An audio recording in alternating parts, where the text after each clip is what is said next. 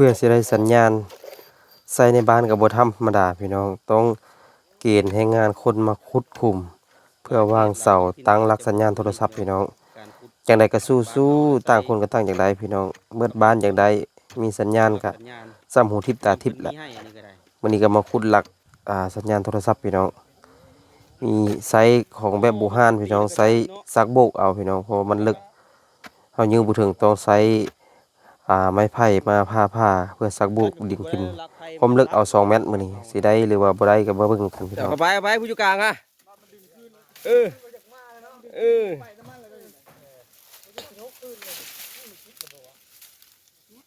เมื่อยบ่ไปได้ความรู้สึกสิได้สัญญาณโทรศัพท์นี่โอ้บ่ดีปานใดได้ยันเมียนอกใจบ่ยันเมียนอกใจ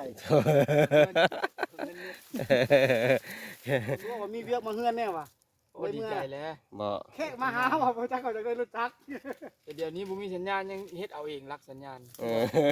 ไม่ต้องไผเฮ็ด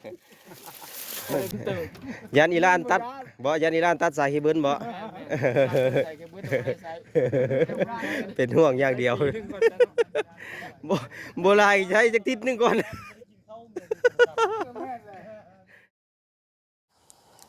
สบายดีสวัสดีพ่อแม่พี่น้องลุงป้าน้าอาหมดทุกท่านทุกคนวันนี้ก็มาพบกับบ่าวสมจิตอีกเช่นเก่าเช่นเคยมาตัวหน้าบ้านบ่าวสมจิตพี่น้องเอาให้งานรวมมื้อนี้พากันมาขุดลักเสาไฟสัญญาณโทรศัพท์พี่น้องลักเครือข่ายโทรศัพท์นั่นล่ะกับทางป้าดึงสายสัญญาณเข้ามาติดตั้งอยู่ในบ้านบ่าวสมจิตบ้านบ่าวสมจิตก็สิมีสัญญาณสมบูรณ์สักทีพี่น้องหลังจากที่เราคอยมาหลายปีนี้เพิ่นสิมาตั้งให้อีหลีเป็นสัญญาณลักบ่ใหญ่ปานใดลักน้อยแต่ก็สิคุ้มอยู่ดอกตัวบ้านนี่พี่น้อง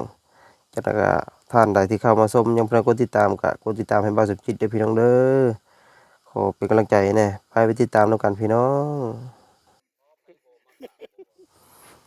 มื้อนี้ก็เป็นอีกมื้อหนึงเนาะพี่น้องที่ทางบ้านมาเฮ็ดเวียกสามัคคีมาขุดลักสายสัญญาณโทรศัพท์ต่างคนก็ตื่นเต้นนะพี่น้องสิได้ลักสัญญาณโทรศัพท์สิมีสัญญาณและก็หลายปีก็ห้องขอทางคันเมืองคันแขงเพิ่นก็ยังบ่มีวี่แววปีนี้อาจจะได้แล้วเพราะเพิ่นโทรมาให้ตั้งลักสัญญาณโทรศัพท์ท่าขุดแล้วก็ตั้งพี่น้องบรรยากาศในการขุดสิเป็นจังไดตั้งเป้าว่าสิให้มันได้2 เมตรสิมีหินดานอยู่บ่แค่นว่าบ่มีหินดานเป็นหินธรรมดาอาจจะขุดได้พี่น้องวิธีการขุดก็ใช้แบบยุคใหม่แน่แล้วก็ยุคปฐมโมหานแน่พี่น้องสัญญาณโทรศัพท์พี่น้องเซลลักเอาอันเครื่องบุญมาบุญบัดมันไก่บ้านสุกลีกน้ำลักเดียวนี่ใส่ให้งานคนลองเบิ่งก่อนว่า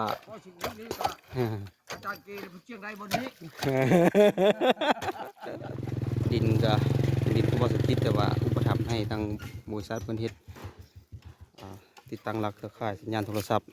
ว่าเสียววางนี่เป็นมีแต่หินพลานวางนี่ก็ได้บ่ได้หลายๆพูดเฮ็ดหน่อยแม่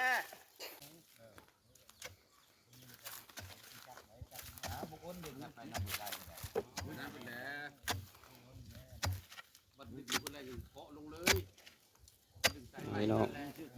ผู้ใหญ่บ้านเพิ่นถึกรอบคิวเพิ่นขุดพี่น้องได้เลิกแล้วสำนี้เกือบ2 เมตรแล้วพี่น้อง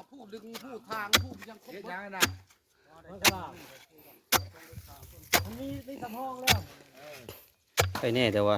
บ่มีหินดาดขุดผ่านไป2 ชั่วโมงแล้ว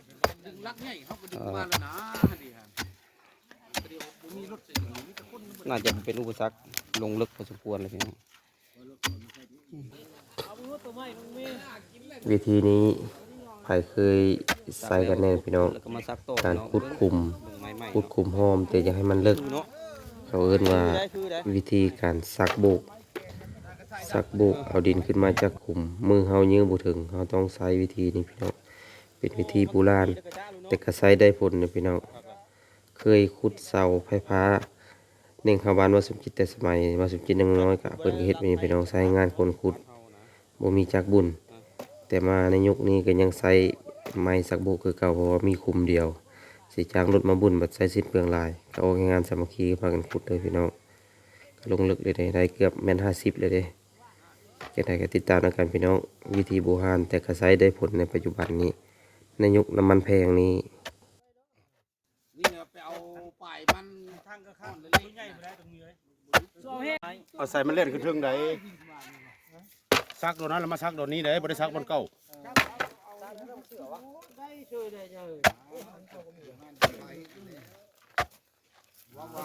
ขาซักน้ำข้างเด็กเดี๋ยวเขาเฮ็ดแบบนี้ว่าบุงหานว่าเดี๋ยวลุงมีซักเป็นให้เราทักเลย ของแก้มพี่น้องปิ้งหนู เอาแม่กันว่าตัวเก่งเอาแม่เฮ็ดในกันเบิ่งมึงรู้ว่าน้ำมาฮดนี่แหละตัวไทยบ่แม่นบ่ฮานว่าเฮ็ดบ่ฮู้ว่ารู้ยอมแล้วผู้เดียวมันมาถามเลย ใกล้จะถึงเส้นชัยแล้ว ย่ามได้เจ้าสิให้นี่ว่า ได้เม็ด30ปลายแล้ว ท่อนตะแกงใช่ไหมป่าได้ก็ได้ถามแล้วจิมาถาม ตะเวนละบ่ายแล้วพี่น้องว่าเฮ็ดกินข้าวเอาคาที่เลยล้างหม้อไว้เรียบร้อยแล้วก็ได้ปลาย่างพี่น้องมาเฮ็ดกินมื้อนี้ก็ได้ปลาซื้อเอานำ สาวประมงในบ้านนี่แหละ2 ตัวพี่น้องเฮ็ดกินตัวใหญ่ตัวน้อยแหละหัวหน้าเพิ่นเอา เราปฏิยุงโตโยต้า โลละร้อยกว่าบาทพี่น้อง120 บาท120 บาทพี่น้องปลาย่าง นั่นแหละบ่ได้บ่ขึ้นบ่แม่นขึ้นได้เขาไป มื้อนี้ก็แบ่งออกเป็น2จุพี่น้องจุหนึ่งก็สุดลักสัญญาณโทรศัพท์อีกจุดหนึ่งก็ทางแล้วสายส่งสัญญาณโทรศัพท์พี่น้องก็จุนี้ก็จะมีผู้หญิงหลายโอ้รถยนต์สไลด์พี่น้องตามความสะดวกบางคนก็ใช้รถจักรมาบางคนก็ย่างมาบางคนก็คือรถใหญ่มาจังไดก็ติดตามน้องกันพี่น้องย้ายกันอยู่ละเร่งให้มันแล้วให้ได้ทันใช้ก่อนสงกรานต์อย่างไรก็ติดตามน้องกันพี่น้องตุ๊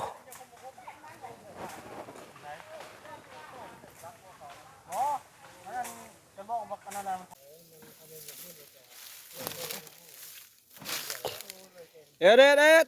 เอา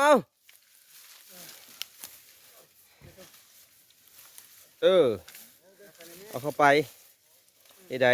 เอาจากได้บุเฮ็ดกับบุได้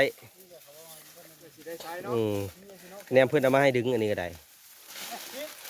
จักเท่าไรปีแล้วขอยังบุได้ปีนี้คือสิได้ละ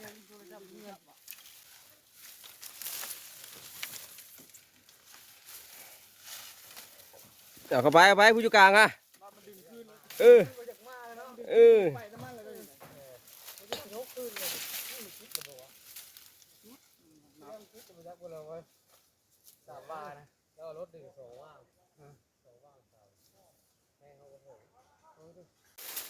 เมื่อยบ่ไปได้ความรู้สึกสิได้สัญญาณโทรศัพท์นี่ โอ้บ่ดีปานใด ได้ยันเมียนอกใจบ่ เมียนอกใจบ่อยากแล้วเมียนอกใจ กินเหล้าละกินเหล้าลายันเมียทูน้ำเนาะอย่าคัดจังหวะบ่ได้อได้ยากได้รถตู้เอาบัดนี้แต่เขาคานย่างไปนะ แม่นล่ะ มีสัญญาแล้วเขาตู้เอาบัดนี้ ผู้ซื้อหมวกนี่ได้เป็นจังได บ่มีเวียกเขาก็ตัวบ่มีเวียกมาเฮือนแน่ว่ะ โอ้ดีใจแล้ว บ่ แค่มาหาว่าบ่จักเขาจะได้รถจักร แต่เดี๋ยวนี้บ่มีสัญญาณยังเฮ็ดเอาเองรักสัญญาณ มาจากไผเฮ็ด ไปเบิ่งข้างนอกรับไว้ได้สัญญาณโทรศัพท์ ยัน ไปมารับแล้ว ว่ายันบุอิสระปานใดแล้วเพิ่นบาดนี้ก็จังบุอิสระแหละไปสอนนักเรียนแหละ เมียโทรนำบ่ เมียโทรน้ำค่ำแหละเก้าเพียงจนผัวมาพู้นแหละเดี๋ยวนี้เราฮอดมื้อโมงเลิกการแล้วบ่เห็นเมียตัวกิ้งโอ้ยคัดจังหวะแหละ ไปให้ไปช่วยกันสบายแล้วมันรถบัดนี้โทรหาเมียไปส่ง เองเอฟซีจะได้เองไง เออ โอ้ยพี่น้อง เจ๊เขากระตาใส่เมียเนาะ วัยรุ่น คนหลอก วัยรุ่นขยันมาเห็นเบียกรวมพี่น้องตอนนี้ก็กำลังดึงสายสัญญาณโทรศัพท์คนดึงบ่ได้ก็เลยเอารถสวย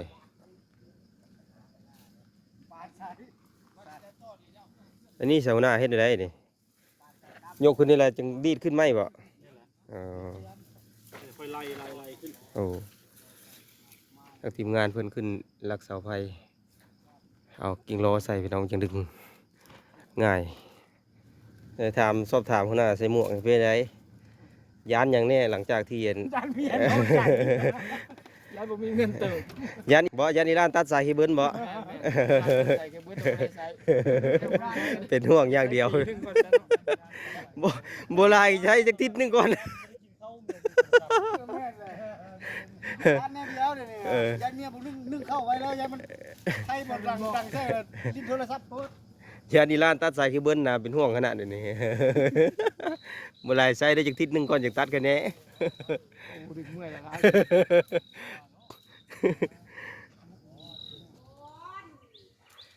พี่น้อง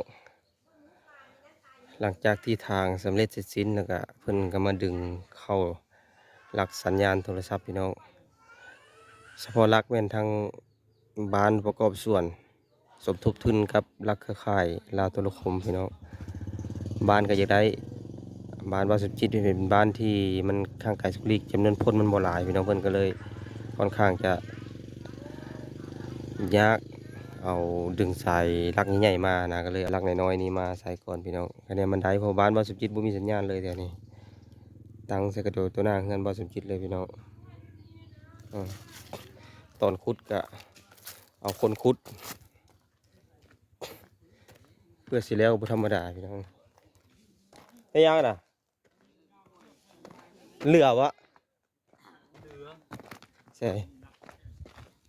เอาใส่อย่างไร สิมีหยังบ่ได้มีทองมีหยังบ่ได้กับสายอันนั้นเฮาแบบ แค่ว่า สายจานหั่น แค่ว่ามันได้สิอยู่เนาะเอาไปเฮ็ดสายใดครับต่อ บ่ได้ ไปขายบ่ได้อันนี้ บ่ได้มีแต่เฮ็ดซาวตากเครื่อง เออ รถเท่านั้น พี่น้องถือว่ามื้อนี้ก็ไปได้ไกลสมควรสำหรับนาเวียกทีมงานหนึงก็ไปทางเลี้ยวสายส่ง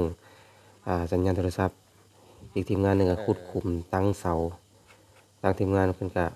มาดึงสายเน่งเข้าไปใส่หลักสัญญาณเครือข่ายโทรศัพท์เรียบร้อยแล้วก็มีแต่ว่ามือเพิ่นสิมาติดตั้งแล้วก็เปิดนำไซไปทางการเลยพี่น้อง